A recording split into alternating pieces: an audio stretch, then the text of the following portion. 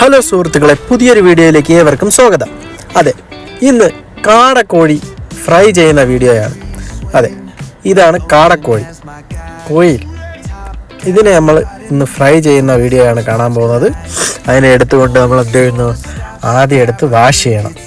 Wash ചെയ്ത് നല്ല രീതിയിൽ കഴുകിയെടുത്തതിന് ശേഷം അതിനെ ചെറിയ പീസാക്കണം.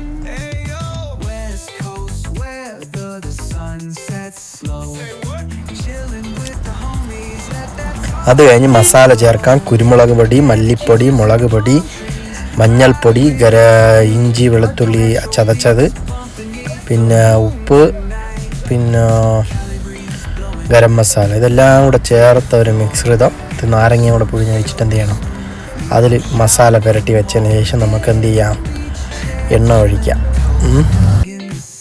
നല്ല ശുദ്ധമായ വെളിച്ചെണ്ണയിൽ നമുക്ക് എന്ത് ചെയ്യാം, പൊരിച്ചെടുക്കാം. എണ്ണ നല്ല ചൂടായതിന് ശേഷം എന്ത് ചെയ്യണം, ഒന്ന് ഇട്ട് ഫ്രൈ ചെയ്ത് എടുക്കണം.